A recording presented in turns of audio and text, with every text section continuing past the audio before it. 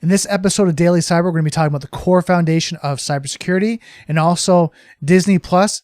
First day live got hacked. So let's talk about, what happened there and really kind of look at how we can prevent this going forward. So let's hack at it.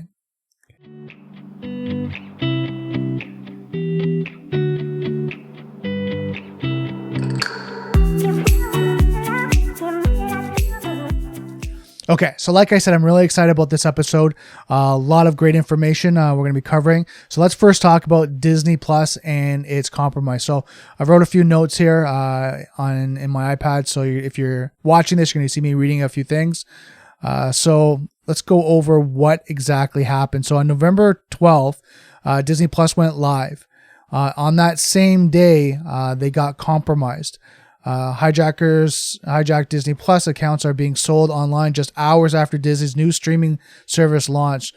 Reports have claimed many of these stolen accounts are being offered for free on hijacking forums or available for sale with prices ranging from $3 to $11, despite the fact that the legitimate Disney Plus subscriptions only cost $7.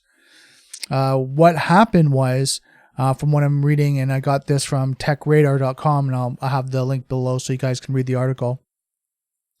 The hijackers behind these accounts takeovers were able to monopolize quickly to steal Disney Plus account credentials and make them available for sale online. The suggestions that they were either gained to these accounts by either using leaked credentials from past data breaches or using info by malware. Hacker forums now have thousands of Disney Plus accounts available for sale, but ZNet also discovered that some forums were giving away these credentials for free so that the hackers community could use and share them with others.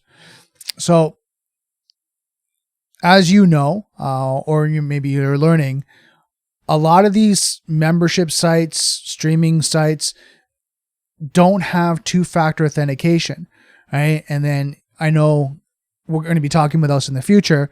And if you look at some of my previous videos, talking about true passwords, decentralized authentication. So that next step up of authentication. So two-factor authentication is something something you are, something you have, right? Using any of those in combination, right? One or like using at least two of the combination. Something is like a password. Something you are is like biometrics, things like that. Something you have is like a key fob or something that generates code for you. And when a lot of them now you're starting to see with on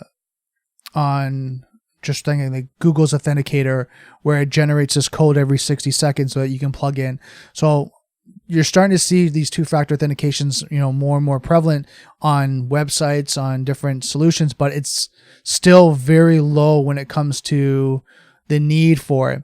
And then on top of that, you have now a higher level of authentication, which is true passwordless decentralized authentication, which is removing the storage of these passwords on centralized location. And why is this important? So why are we talking about this? Well, it's because these hackers are getting access by people using common passwords across multiple platforms, like you heard with malware. So they're sending out something that's clickbaitable that you kind of go, oh my God, there's this, event, shoes, shopping, Black Friday's coming up, like all this great stuff. And then what happens is you click on it and then all of a sudden malware is installed onto your system. So there could be a keylogger or something running in the background. Then what happens is now next time you log into a site, it actually records each key you're hitting. So uppercase, lowercase, special characters, you name it, and it's recording and it's sending back to the person that sent that malware to you. So then these people are getting compromised that way. Now, don't get me wrong. Like they said, they could be from a previous breach that's happened before, and then people are just using the same password. They haven't reset it. Companies maybe not have notified them that, hey, we've been breached. Reset your password. Something that's unique, that's not similar to the rest of your passwords across your platform. And I talk about this is because we're still having the same conversation that one of the biggest compromises is people. Right, that we get compromised, right? that we might not be thinking because we're busy, we're doing something, and we click on something that we know we shouldn't have, but then we click on it and then it's too late. And it's like, oh, I know I shouldn't have clicked on that. So we're still making errors that way. And this is another reason why you're seeing more and more education when it comes to cybersecurity and cybersecurity awareness, is just constantly this information that's getting out there.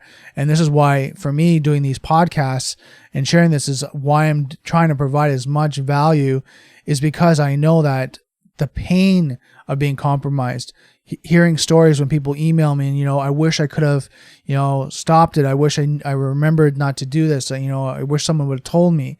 Well, this is why I'm doing this, is to help to remind people and keep that, front of mind, is when you're using all this great technology, is how to stay protected. So how can we prevent this? Right? So when you sign up for accounts as a user, if you don't see a two-factor authentication set up in the back in the settings and the accounts, then make your password as complicated as possible, right? 20 to 25 characters, something that you're not going to remember, right? Something that you have to write down in a secure location. So if that means that you have to write it in a notebook in your private office, or if that means that you have to put it in some sort of, passwords logger. Now, just be careful of that. Some of those have been compromised. But I mean, there's, you can encrypt, those tools that will encrypt your password. And again, I would remind you to use different passwords for each platform, right, to stay secure.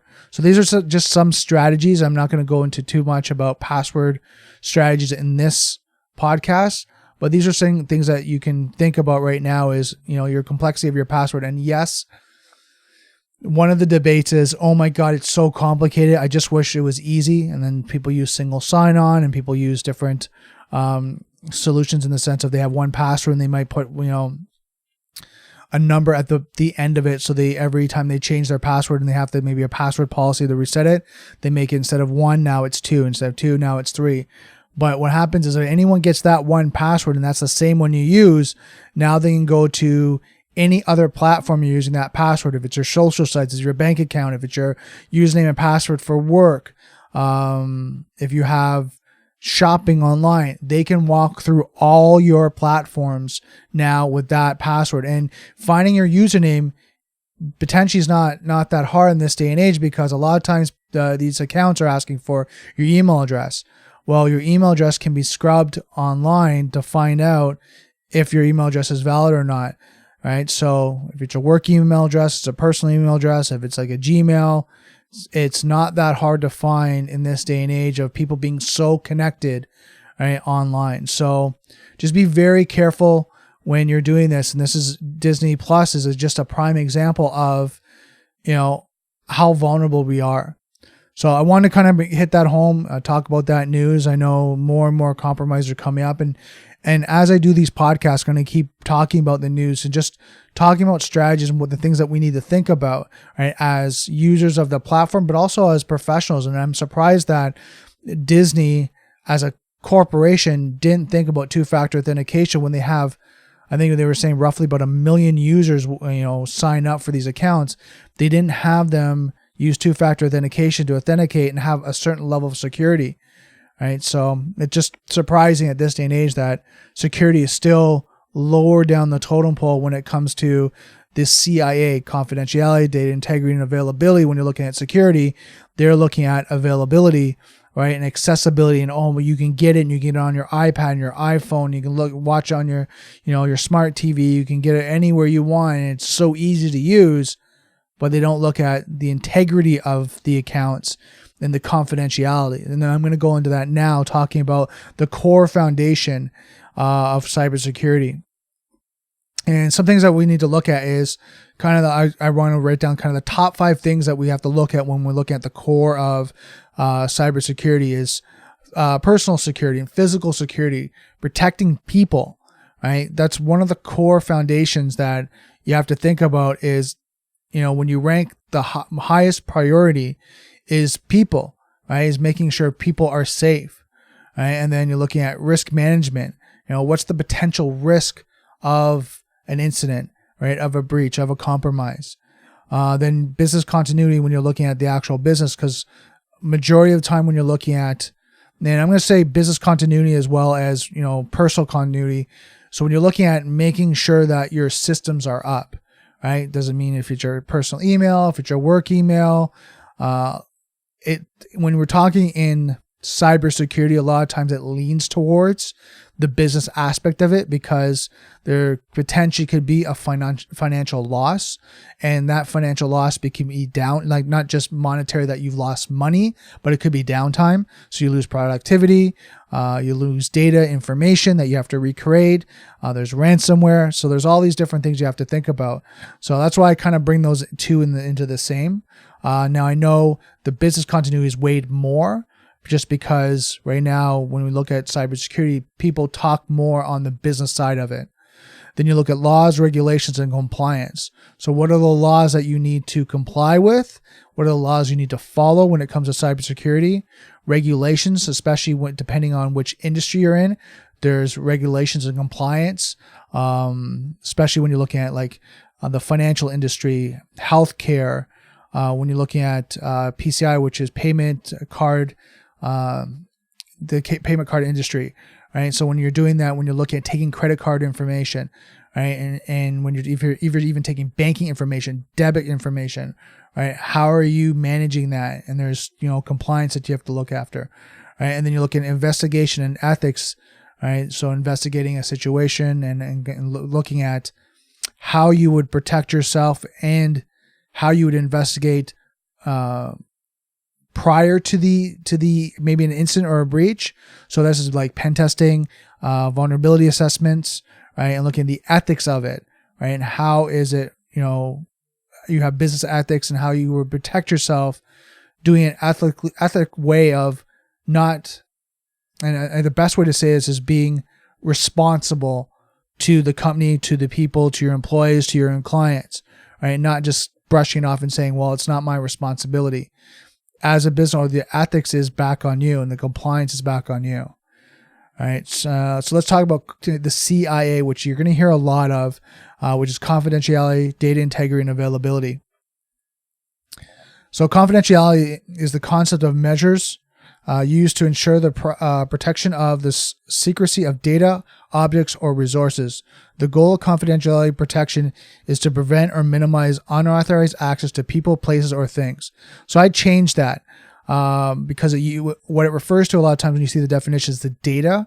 The goal of confidentiality protection is to prevent or minimize unauthorized access to data.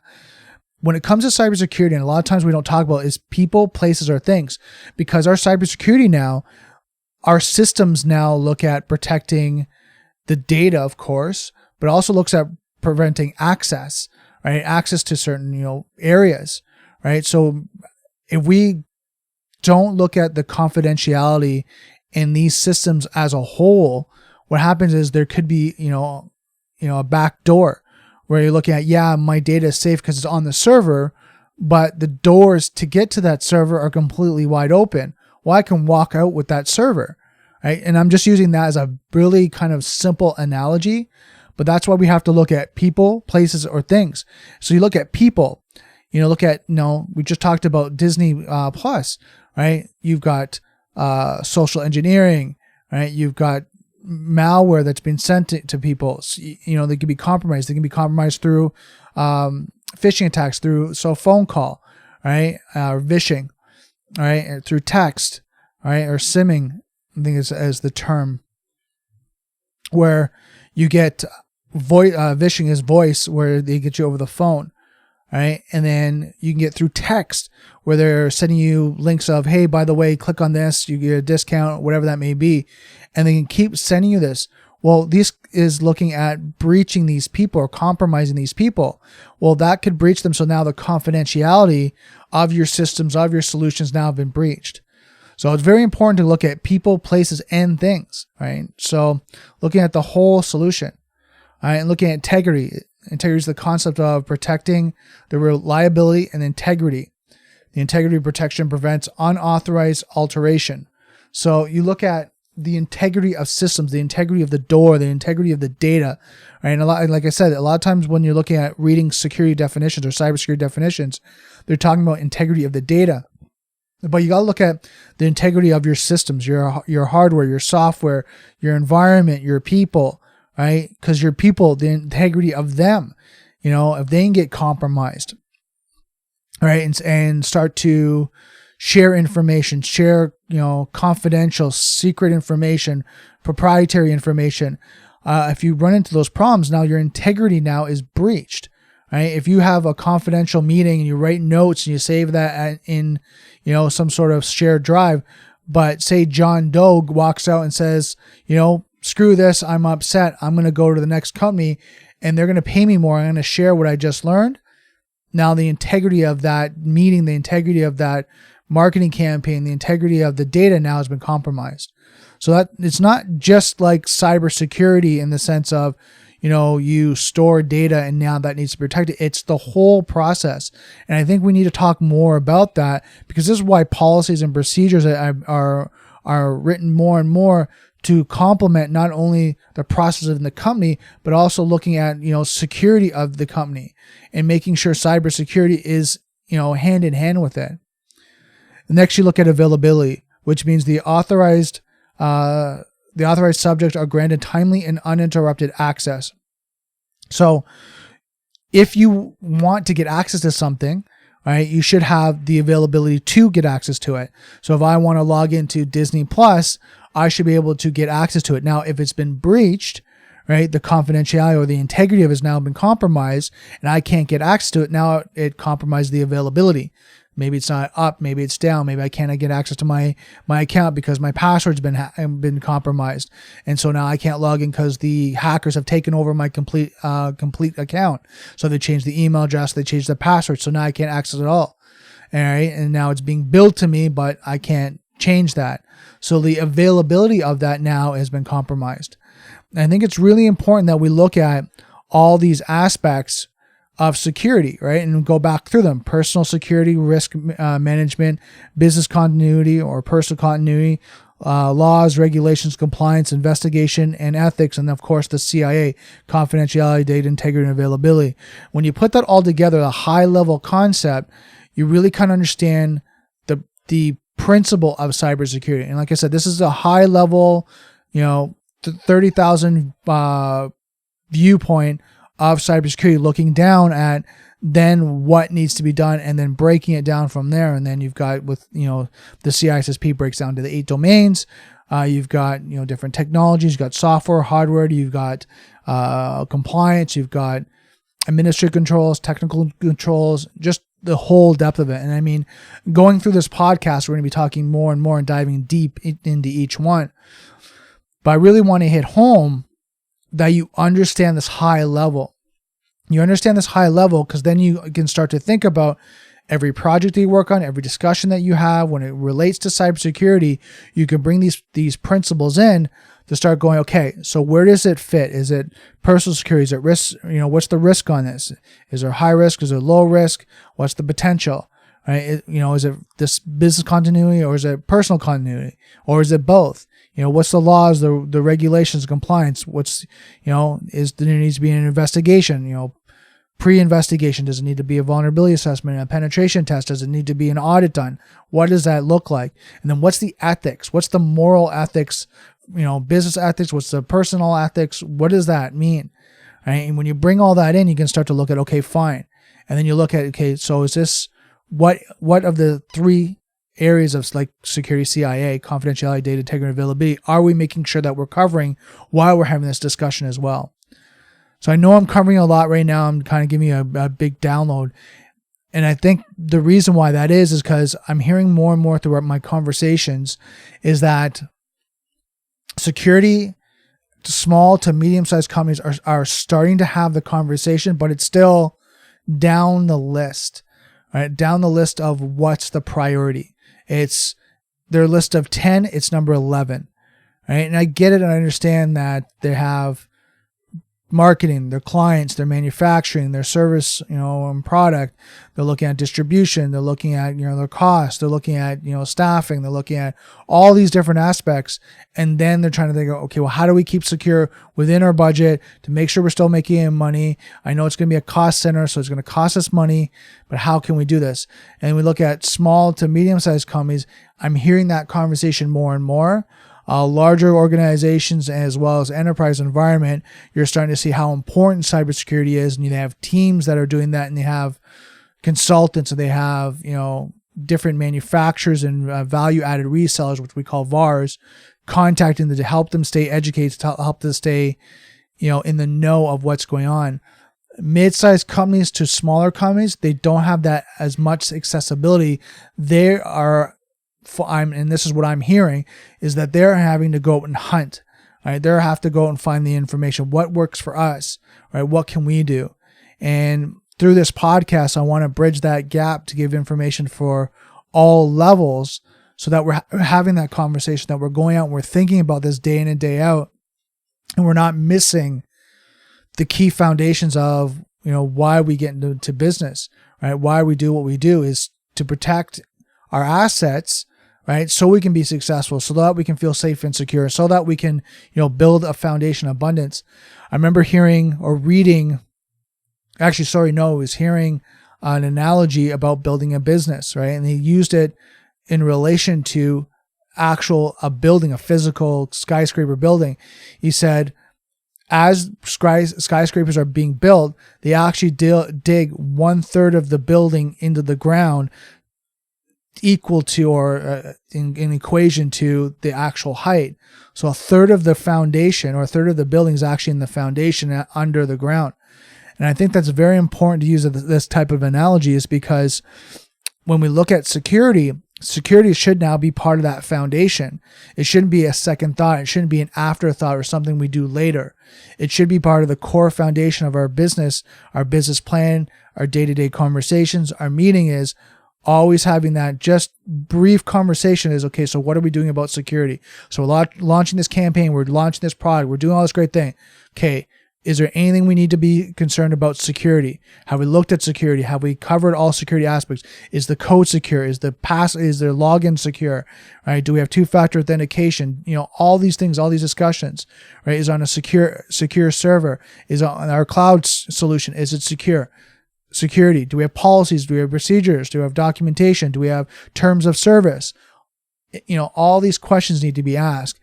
And this is part of that core foundation that we set when we're doing our day-to-day activities, and when we're doing our projects, when we're doing our companies, when we're doing our products or services. All should be in that conversation now, because we're connected to technology. And I mean, I say this constantly, when I end my podcast and my videos, is software is hackable, being connected is vulnerable.